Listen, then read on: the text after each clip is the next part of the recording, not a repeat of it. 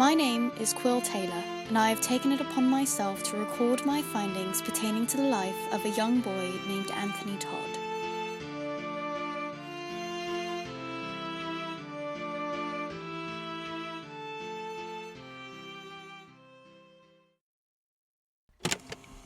This is Quill Taylor recording entry number 7, written on my 7th day in Moorgrove.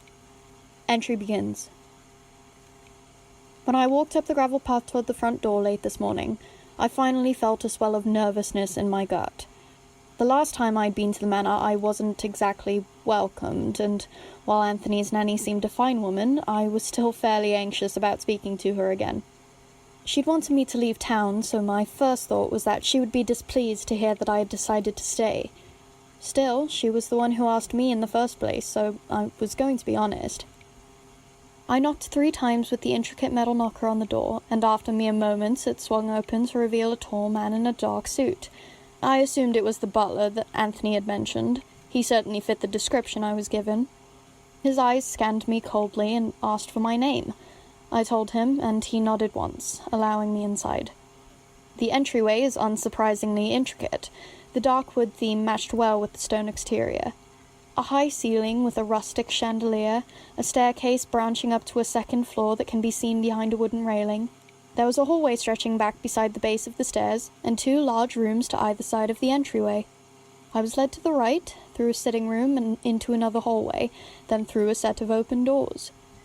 This room was gorgeous. Bookshelves lined the 2 walls that didn't have floor-to-ceiling windows, and a long table stretched across the center of the room. In the center of the right wall, among bookshelves, there was a stone fireplace, crackling in the comfortable silence of the room. At the end of the table sat Abby, with a small pair of round glasses perched on her nose. She was delicately holding a black-covered book in one hand, and using a spoon to stir a cup of tea with the other. She tapped the spoon twice on the rim of her cup, and set it down on a cloth before lifting her eyes to meet mine.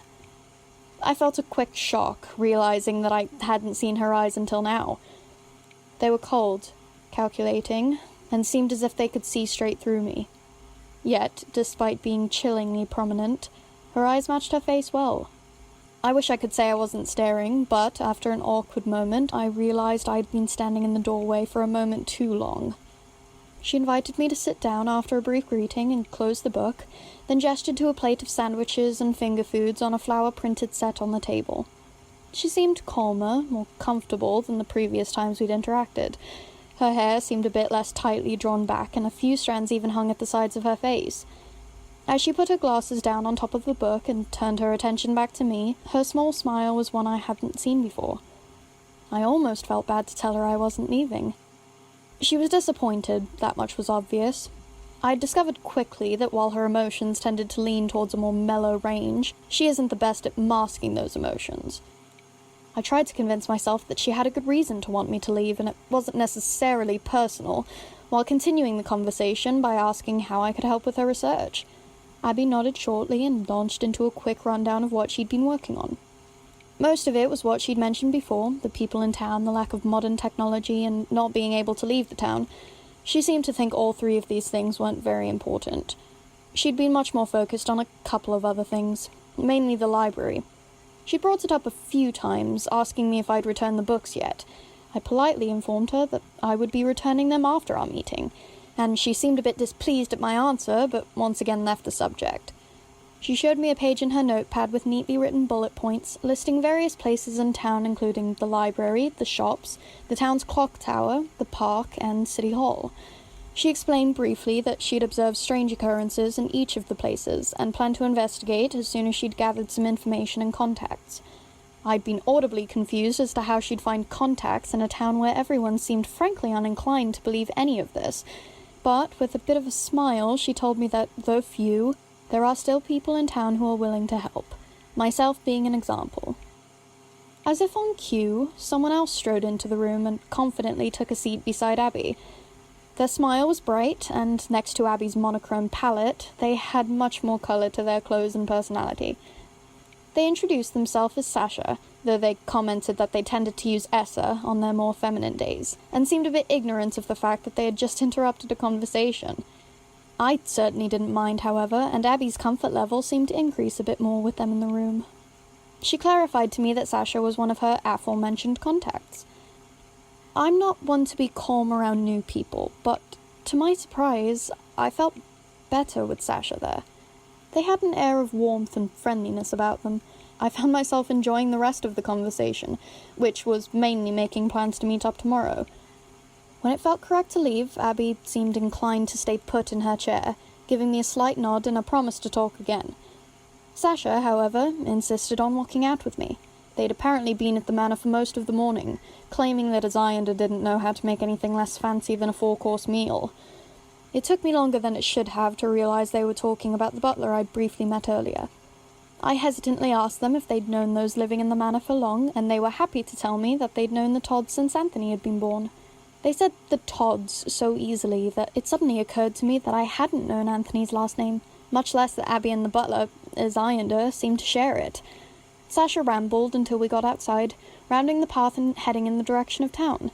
After a couple of minutes of walking, they stopped, bidding me goodbye. I asked if they lived around here, and they pointed to a small path leading into the forest and told me it led to their house. Despite my curiosity, I figured it'd be rude to follow them, so I told them it'd be nice to make their acquaintance, and I hoped we'd get to know each other better. They gave me a wide smile and headed off, and I walked back into town.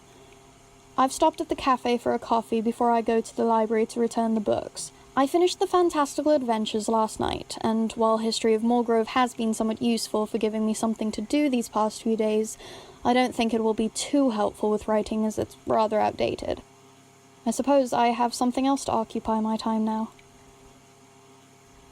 Entry ends. I've spent more time in the past week at the manor than in my flat or anywhere else. I think Anthony enjoys me being here, and Ez has someone to cook for. Essa, occasionally Sasha, also mentioned that having another person around has made the vast building seem a bit more like a home. I'm glad I can do that. But I suppose recently things have been a bit tense. Abby hasn't spoken to me about what happened, and honestly I think it's kind of petty. There's no reason for her to be so angry over a simple tape recorder. I just wish she'd talk to me about this. Quill, are you busy? Hey, Essa, I'm actually just finishing up. Do you need something?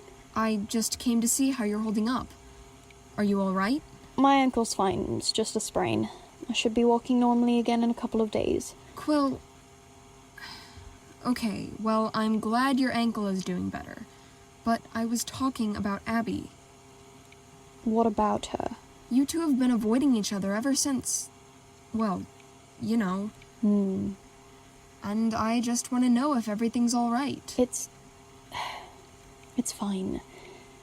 She's just keeping things from me again, and it's been concerning on my end is all. Oh. Should I talk to her about it? She's never been hesitant to tell me things. And I'm sure she's told you about the tapes. What about them? How they don't work around her? How whenever she's near this device, the tape is just overrun by static? I did not know that, no. You're sure it's just around her? Positive. Both tapes I listened back to were distorted when she was in them. I don't know what it means, but I don't trust it. Well, Abby's mentioned to me before that she doesn't get along with modern technology in general. I think it's hilarious that Anthony is so savvy with it. Yeah, hilarious. Anyway, she's probably aware of it, and, well, what with the things you've both been looking into, I'm not surprised that she'd want to keep it a secret. What do you mean? She was probably worried that you'd overreact and think she's some, I don't know, supernatural entity or something.